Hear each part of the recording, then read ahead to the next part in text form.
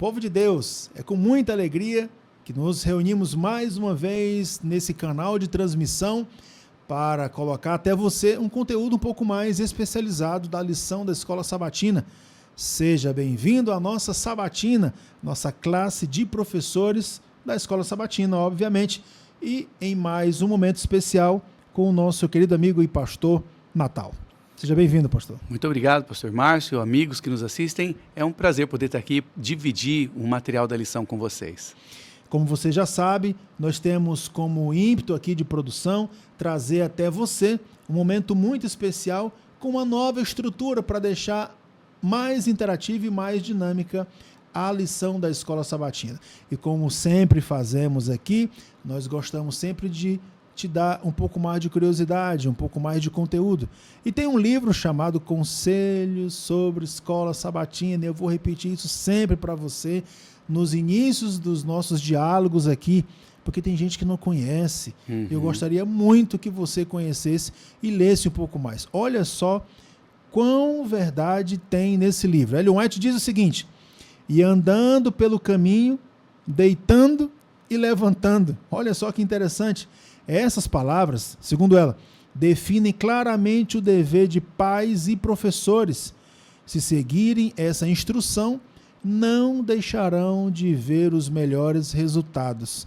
Ela tem como prerrogativa o texto de Deuteronômio 6, 5 e 7. E ela continua dizendo o seguinte: quão diverso seria o relatório bíblico da história de Israel na nação tão altamente favorecida pelo Senhor, se tivesse seguido a instrução que o Filho de Deus vivo lhe havia dado da coluna de nuvem.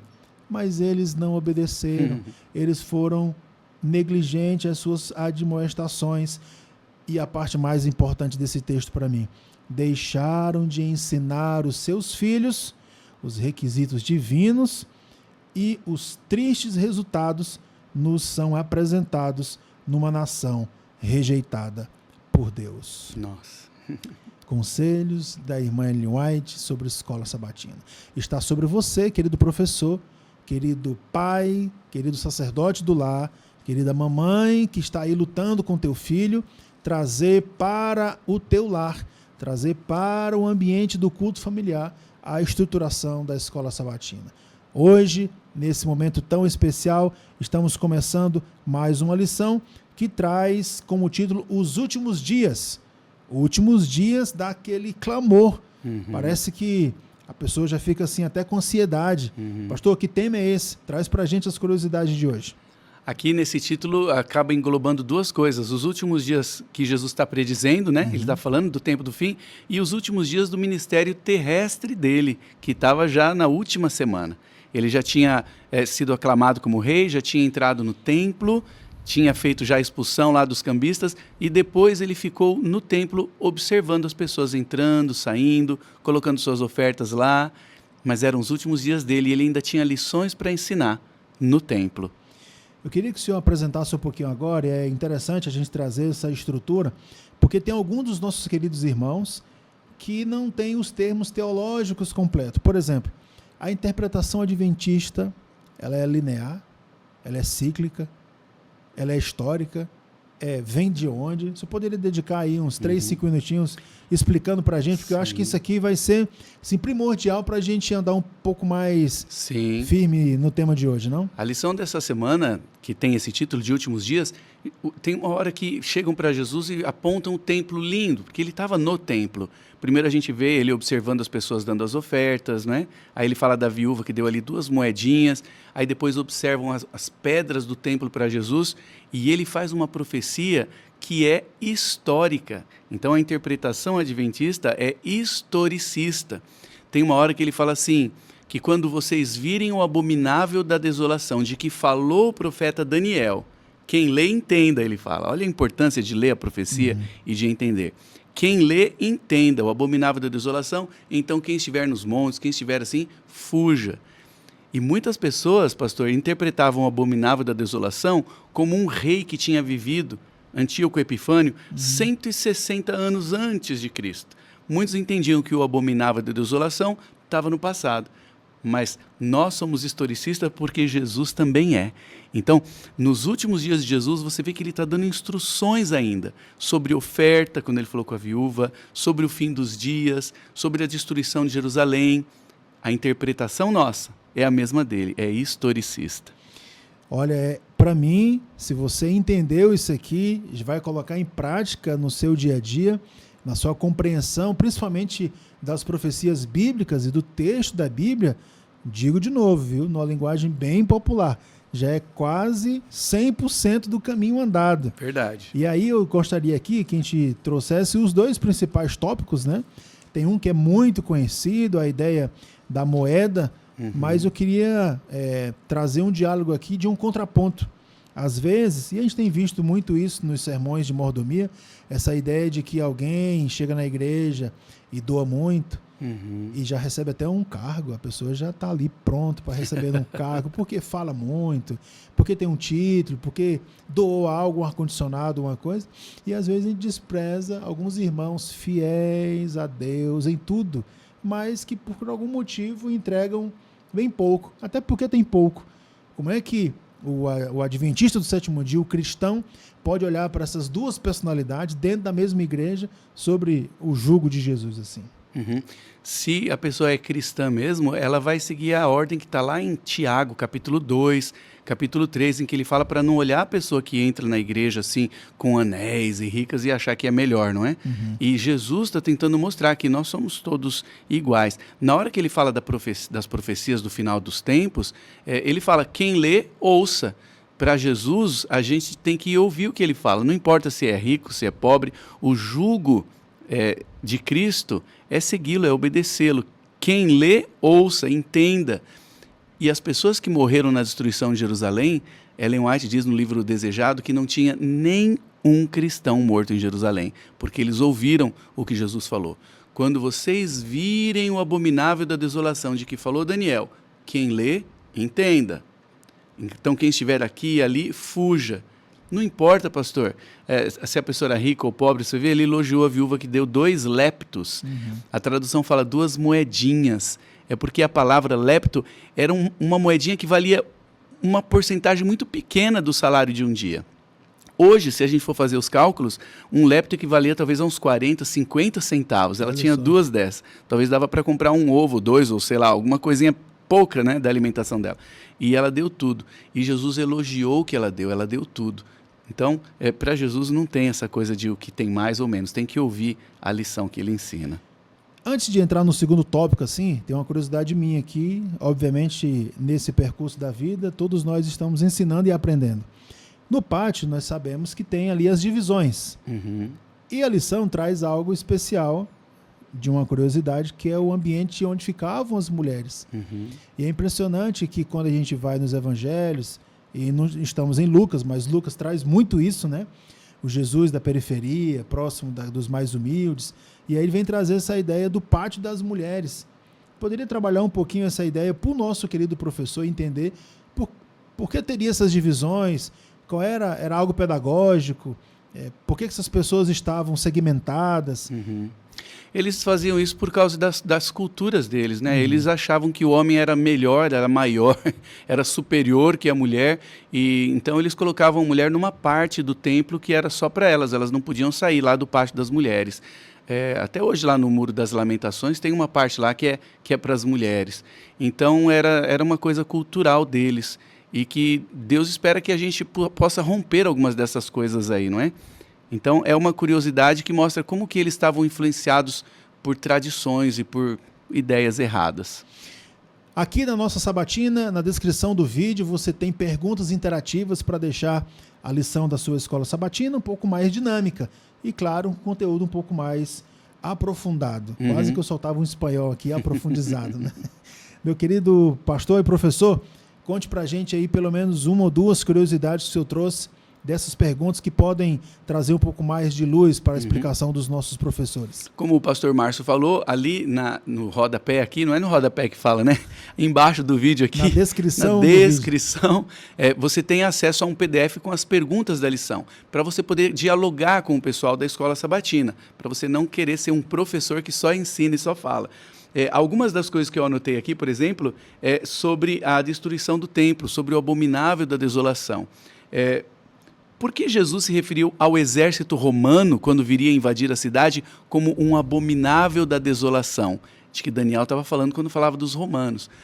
Por que será que os cristãos entenderam que o abominável da desolação era o exército romano cercando a cidade? E quando aconteceu, eles fugiram. Para a gente pensar, não é? O cristão tem que estar atento às profecias de Jesus. Outra pergunta interessante aqui é, por que é que Jesus quer que nós entendamos as profecias de Daniel? Ele fala, quem lê Daniel, entenda. E claro que vai junto aqui todos os outros profetas. Quem lê deve entender. Por que Jesus quer que a gente entenda as profecias? É para a gente ver os alunos pensarem e falarem. Qual é a importância da profecia? Outra coisa, quando Jesus fala que vocês serão perseguidos, vai ser assim, vai ter um período de perseguição, uma pergunta para a gente fazer é, por que é que Jesus, como você explicaria para alguém que lhe perguntasse por que Deus permite que o seu povo seja perseguido? Olha quantas coisas, pastor, para a gente pensar, para o povo responder pensando, puxa vida, é verdade, por quê? E aí, junto com as respostas, tem que vir esperança, tem que vir a sabedoria de Deus. A gente tem que sair da escola sabatina tendo um encontro teológico, refletindo sobre as coisas de Deus dentro do tema da semana, não é? Uma outra coisa aqui, pastor, que é importante é, qual é a importância da profecia bíblica? Por que é importante? Jesus apontou para eles as profecias sobre a destruição do templo, e aconteceu no ano 70, e misturou um pouquinho com as profecias do final dos tempos. Ele falou do futuro, antes da volta dele. E a gente espera que, assim como os cristãos estiveram preparados na destruição de Jerusalém, não tinha nenhum cristão, eles fugiram. Que a gente esteja também com as profecias finais, quando Jesus estiver para voltar. O livro de Marcos traz essas narrativas tão importantes, que vão trazendo aí uma sequência de fatos. Nós estamos nos aproximando ao final desse trimestre e, claro, trazendo muita luz para você continuar caminhando rumo à Canaã celestial. Mas, pastor, temos uma dificuldade. A lição da escola sabatina, durante a semana, poucas pessoas têm aquele momento tão especial para dedicar. E no sábado, como que em 25 minutos? Vamos colocar aqui com muita graça, 35 minutos. Como é que você pode trabalhar, por exemplo, 2 textos de Daniel, por exemplo, agora? Então, como é que a gente não bloqueia o aluno, mas também não deixe de tocar no assunto? Porque toda vez que a gente fala assim, últimos dias, Daniel, Apocalipse, as pessoas já ficam tudo... o olho já fica mais aberto, né? E parece que tem uma curiosidade a mais, aquele lance... Meus pecados passaram numa tela, né? Todos esses itens. Como é que a gente não traz esse temor para a lição da escola sabatina, mas também passa pelos textos, apesar de um curto pedaço de tempo? A lição dessa semana tem os versículos. Ela mostra os versículos onde Daniel usa esse termo, o abominável da desolação, ou semelhante a isso. Então a gente tem que ver esses versículos, da onde Jesus tirou isso. Então a gente tem que abrir com o pessoal, falar, irmãos, vamos ver de onde Jesus tirou essa palavra. E o contexto ali que está falando de Roma e tal. Então eles entenderam que Jesus estava se referindo a Roma, aos exércitos romanos com as suas bandeiras, os seus estandartes ali cheios de ídolos e de coisas pagãs. Então é importante abrir a Bíblia com eles, mas sempre, amigos, sempre temos que terminar com esperança, que Deus quer que nós sejamos salvos, Jesus quer que nós tenhamos o perdão dos pecados, então sempre terminamos com esperança, nunca com o terror da perseguição.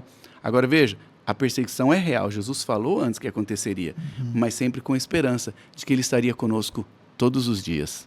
Ainda dá tempo, vou trabalhar aqui 1 minuto e meio com o senhor, a ideia da missiologia, né? A ideia não só de estudar sobre a missão, mas esse ímpeto da saída. Poderia resgatar algum texto que o professor da escola sabatina possa aplicar com essa ideia de que, vou traduzir aqui no linguajar bem popular, estou dizendo para vocês, saiam daí, avancem para outras nações, e vocês querem ficar aí. Eu estou dizendo de novo, saiam, se multipliquem, vão, e as pessoas ficando. No ambiente teológico tem essa ideia do centrípeta e centrífuga. E aí você tem esse diálogo o tempo todo com o povo. Vocês não estão entendendo? Então, beleza, não vai ficar pedra sobre pedra agora. E agora vamos resolver a situação. E aí vem esse ar da perseguição, e aí nós resgatamos aqui uma frase muito dita nos pregadores, enraizada na teologia do pastor Bulhon, enquanto estiverem neste mundo, eu estarei com vocês, mas no meio das aflições. Então, que textos, pelo menos um ou dois aí, pastor, a gente poderia trabalhar com essa ideia de Deus está pedindo para você sair do teu conforto. Deus está pedindo para você andar um pouco mais. Sai daí. Pelo menos você está entendendo que está participando da missão de Deus. Nós temos o famoso texto que a gente chama de a Grande Comissão, em Mateus 28, 19 e 20, em que ele fala, ide. A gente não usa essa linguagem hoje, né? Ide. Eu gosto da tradução da NAA, a Nova Almeida Atualizada, que ele fala vão por todo mundo pregando o evangelho. Então, a ordem de Jesus, antes o povo de Israel, eles tinham que atrair as nações até eles. É a força centrípeta, né? Que atrai. Com a igreja, a ordem agora é saia, vão pregar. E, infelizmente, as perseguições ajudaram a esparramar a mensagem. Com a fuga dos cristãos, eles levaram o evangelho também. Então, hoje a igreja tem que sair para levar o evangelho, mas no começo teve que ser com perseguições para esparramar o povo. O final dessa semana traz um texto muito especial. Ellen White, trabalhando o Desejado de Todas as Nações, página 503, ela diz o seguinte: estão acontecendo coisas perturbadoras, as pessoas estão assustadas, com uma espécie de rastreamento interno dos acontecimentos. Como usar esses fatos para apontar às pessoas a esperança que temos em Jesus e a promessa da sua segunda vida? Olha que pergunta excepcional. Está tudo ficando ruim. Então, o que vem depois disso? É fogo e enxofre? E depois vem o quê? Então, você, professor da Escola Sabatina, você que é aluno, que está juntamente conosco nesse trimestre tão especial, aprendendo um pouco mais, como é que você pega essas verdades, e eu uso sempre essa expressão, e coloca no coração de outras pessoas? Deus tem chamado professores, secretários de classe da Escola Sabatina, alunos recém-chegados na igreja, os mais experientes, e claro, todo final de sabatina nós fazemos um desafio. E o desafio dessa 10ª lição é você colocar em prática a ideia de convidar uma pessoa que nem tem tanta experiência assim, mas fazer dela também não só um discípulo seu ou de Jesus, mas andar com ela, viver com ela, visitar outra pessoa com ela, colocar esse ímpeto missionário juntamente aquilo que há bastante tempo alguém colocou no teu coração, obviamente através do Espírito Santo de Deus, mas mobilizar outras pessoas. Esse desafio é muito importante, porque a igreja agora se mobiliza pela ação do Espírito Santo, duplo missionário, junto à lição da Escola Sabatina. E a própria Escola Sabatina, ela é uma ferramenta missionária também. Tem gente que pensa que é só para os adventistas, mas se você convidar um amigo para ir para a igreja e tiver uma classe bem ativa, bem interativa com um tema teológico desse, a tendência é conquistar pessoas para Cristo também. Tem que ter uma classe boa para atrair os amigos. Povo de Deus, ficamos aqui. Gostaríamos muito que você compartilhasse esse link com outras pessoas. Não esquece de baixar aqui o PDF interativo para você também. Deus continue te abençoando. Nos vemos na nossa próxima edição. Até lá. Deus abençoe.